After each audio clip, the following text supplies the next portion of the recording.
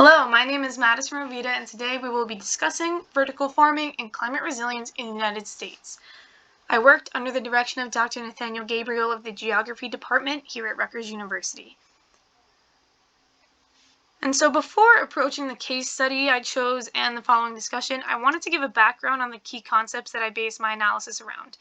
The first is the definition of sustainability, which I'm pulling from the National Environmental Protection Act, which was written in 1969. And so it reads, the goal of sustainability is to create and maintain conditions under which humans and nature can exist in productive harmony that permit fulfilling the social, economic, and other requirements of present and future generations.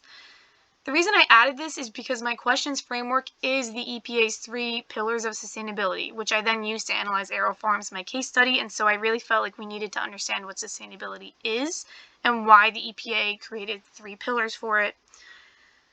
My research question includes the word resilience, and I needed a definition for that as well, and so I turned to the Center for Climate and Energy Solutions, which defined climate resilience as the ability to anticipate, prepare for, and respond to hazardous events, trends, or disturbances related to climate. Improving climate resilience involves assessing how climate change will create new or alter current climate-related risks and taking steps to better cope with these risks. These 2 key concepts are intertwined in climate change mitigation because a sustainable society, which is the goal, is not going to be accomplished without having resilience to environmental changes. And so my question, will vertical farming be enough to create climate change resilience in the agricultural industry, was answered using a case study for vertical farming. AeroFarms is a company based in Newark, New Jersey. They have multiple factories, multiple research and development facilities, community partnerships, corporate partnerships. They also have a retail produce brand called Dream Greens, pictured below. Most United States supply of greens comes from California and Arizona, and yet these areas are seeing drought conditions and water consumption concerns due to climate change. Growing greens in urban areas more local to the target consumer base results in lower transportation emissions and protection from environmental conditions. AeroFarms utilizes an aeroponic system, the only one in the world operating on this scale, which basically sprays a nutrient solution onto the roots of the plants. They also utilize LEDs for supplemental lighting, and they employ a closed-loop system for their irrigation, which allows for nearly zero wastewater. The company claims to use 95% less water, be 390 times more productive than field farming, and require 99% less land, and all of this while using 0 pesticides. These statistics are compared to conventional farming. And so now I want to turn to the 3 pillars of sustainability, presented here with topics categorized to better understand how sustainability is assessed. I used existing literature to determine which of these AeroFarms fulfills and which it's still lacking. AeroFarms certainly appear sustainable, especially when we consider those statistics that I just mentioned, with the exception of a few topics. AeroFarms has massive energy consumption, completely supplementing natural light for LEDs in a 70,000 square foot room with towers of plants. As long as the energy is sourced from some form of carbon, electricity consumption would not be considered sustainable. While they have recently announced that they will become a publicly traded company, AeroFarms was originally backed by major investment groups like Prudential. AeroFarms would not have been an accessible option for most farmers in the United States.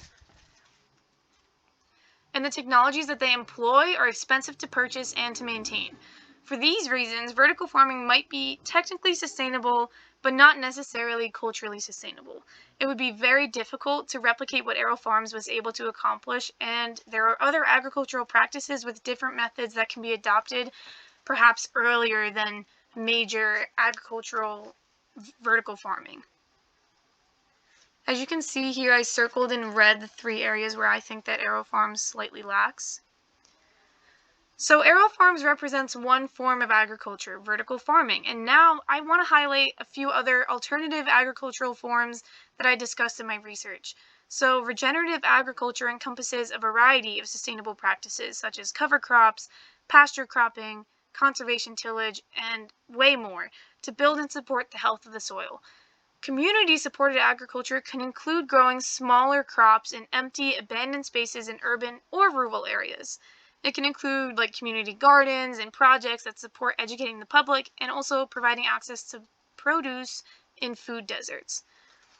There are also other forms of controlled environmental agriculture besides vertical farming, such as hydroponic or aquaponic systems.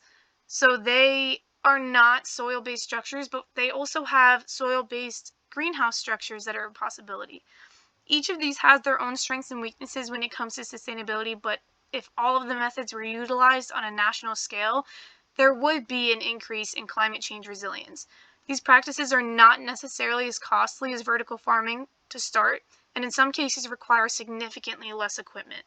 Conventional farmers would be able to transition to a sustainable practice like regenerative agriculture without massive expenses, and they might be able to cut costs as well compared to their conventional farming. So my conclusions and discussions, I found that vertical farming appears sustainable and will most likely become sustainable over time. If there was a breakthrough in renewable energy, vertical farming would be sustainable. The practice has been inhibited by its operational and startup costs. However, vertical farming is not the only option that the United States agricultural sector has and shouldn't be the only one employed. Other forms of sustainable agriculture, such as regenerative agriculture, allow for farmers to adopt these practices without major startup costs and operational costs. The main takeaway is that vertical farming is not enough to make the industry resilient against climate change and its effects, but it can help. If the government were to push for a variety of sustainable practices, the industry as a whole would become more resilient. Thank you so much for listening today, and I hope you have a good day.